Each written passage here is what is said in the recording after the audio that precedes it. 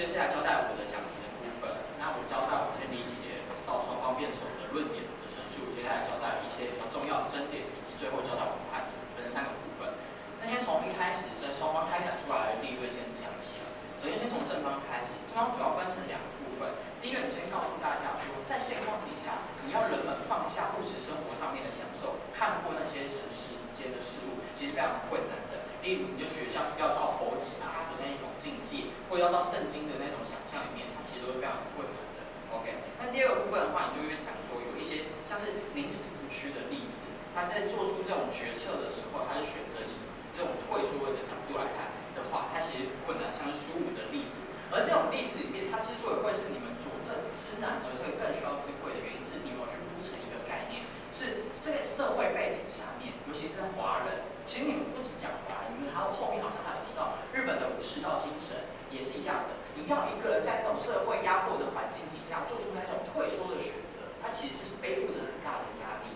他如何面对自己，面对外面的谁，这件事情都需要使用智慧的。OK， 那这是正方一开始的这个利润的部分。那我可以理解，就是正方开始先讲说做这件事情是有智慧，可是我觉得正方在一辩的时候给一个小建议是，要去画出一个标准，就你至少要去跟对应到说知难而进所需要考虑到的因素是什么，才有办法去印证出来说，哦，的确知难而退是更需要智慧的。否则对我而言，你们的利润只利润到说知难而退需要智慧，没有到更的部分，这是给你们一点小建议。然后还有另外一个点，就是像刚前面那个学长讲的，就是你们在证明的东西，后续有一个说法，其实蛮不直观的。对于人而言，我遇到一个困境的话，我当然想想放弃最轻松的一件事情啊。我面对到很困难的数学题，我这回家睡觉我就逃避一切，那这的确是很简单的。对，那反方因为没有去攻击这个直观上不能想象，要不然你又可以诠释什么？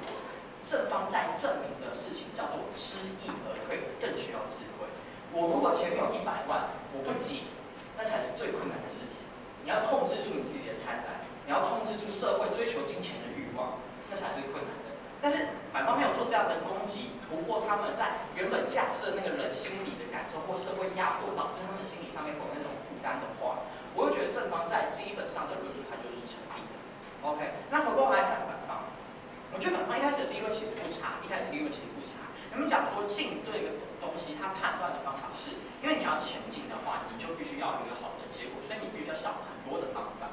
而且你选择，这是第一个层次的问题，选择进你就要找方法，你选择退不用，你退，你们在你们的语境跟利益的脉络底下，退是一种放弃，是一种类似你就回家睡觉就没这回事的感觉，所以退对你来讲不需要做任何的努力跟尝试，进才需要。OK， 这是第一个层次的问题。那第2个层次的问题是，就算要退好了，你那边转换方法是在跨时代的演进中，那个进所需要的努力，它其实非常艰难跟艰困的。你们举了像牛顿的那种例子，它是一种跨时代的演进的时候，那种进的勇气是非常大。但进的勇气，当然你们后面可以去把它解释为是一种智慧的形象的部分。那我觉得你们做的比较好，主要是因为你们在论述的部分，你们是有去跟退来去做比较的。虽然那个退不一定是反方心中所想象的，因为在你们的定义中，退不等于放弃嘛。但我的意思是说，在自己在立论的时候，至少要尝试去做一个假设对方在想什么的感觉，才比较容易在论证自己标准的时候会被彰显出来那个标准长什么样子。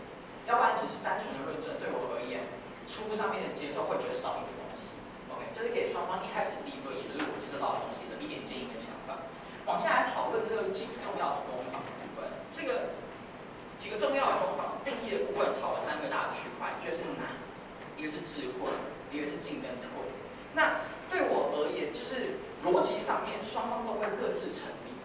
可是我觉得更重要的是想要带入例子的讨论，才会让我们想要说，哦，其实对方说的没有道理，或者是对方你们说的才有道理。所以像是智慧上面的评判的部分的话，我的看法是，双方的诠释，像是他们讲说你会修车，那就是一种修车的智慧；那你们这个会算数学，那就是会算数学的一种智慧。那你们的攻击说，那这是聪明而已，那就是只是那种，或者是说他这个有努力而已，他不算是很智慧。那我觉得这个部分的话，你们让反方我觉得缺少一个概念要去讲，就是说智慧这件事情它有不同的面向，或者它有程度上面的差别，所以它可能是小智慧，它可能是大智慧，但你不能否认你有更高层次的智慧，就不能否认我这个也应该在智慧应该讨论的一环之中。OK， 那正得后面诠释会比较偏向正方的原因是，的确在他们的语境跟脉络，他们使用智慧的这个词汇比较偏向我们平常使用的这个智慧，比较像是一种超然的，你们讲的是看破一切的那种东西，或者是它比较需要权衡的洞察一切的，它比较不像是我们在说的那种小聪明。那我觉得正方如果要操作这个定义更彻底一点的话，是你们要去把聪明的样貌这样子描绘的更清楚，之后把他们的例子带出来讲，哦，你在证明的其实不是智慧，而是聪明。我们想象的智慧是什么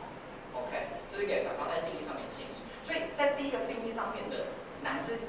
件事情，不好意思，智慧这件事情会比较偏向于这个正方所说的，但我并不觉得就是法官在这边完全没有，而且我觉得比较重要是，你争夺了这个定义之后，对你自己的论点架构有什么影响？我觉得这才是争执定义更重要的一环。如果你只是为了争执定义而争执定义，或者是他的定义跟你有点不一样而去花时间争执，我觉得不效率，没有办法推进战场的事情不要做。对，我的建议是这样子。所以你们要善用，你们要自己知道自己在争执定义是为了要做什么事情。OK， 这是第一个智慧部分。接下来谈难，难的部分有很多种这个定义的方法，是你讲的叫做不可能，还是在短期之内我的客观环境没有办法解决这个困境，所以就叫难，这是一种。另外一种是，我觉得有场上讨论的时候，隐隐约约有一种概念，就是难的这个东西它是会流动，就像曼德拉那个例子，我就觉得它是场上的确影响到我最重要的原因很简单，因为我忘记当初是谁先提曼德拉，但是终究他要讲的事情是曼德拉他这样子坚守他的困境的时候，面对到这样的困难，他这样坚守，的确而对你来讲，他是需要更多的智慧，可是我觉得正方后面有一个说法去诠释曼德拉的例子，是因为他退了之后，这个难题演变成你那时候选择进，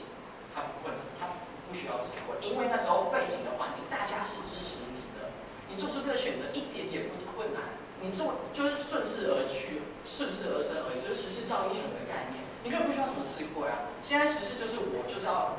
把黑白人和解，或者还给黑人的这个种族他们一个公平的环境，这件事情他没有所谓政治不正确的情况底下，他做这件事情不需要智慧。所以我觉得你们在讲难的时候，可能不用讲得到讲当下，或是讲长期而言。我觉得更重要是诠释那个难的流动过程，去把对方的那个例子瓦解。就是像曼德拉那个概念就很简单，就是曼德拉你说他那时候进，可是跟你讲不好意思，那时候已经没有难了，所以他进就变得很容易。对，所以我觉得更重要在抢定义的时候，会把它带入例子去讨论，会更有意义跟价值。那就会讲这个进跟退，最重要的定义应该会在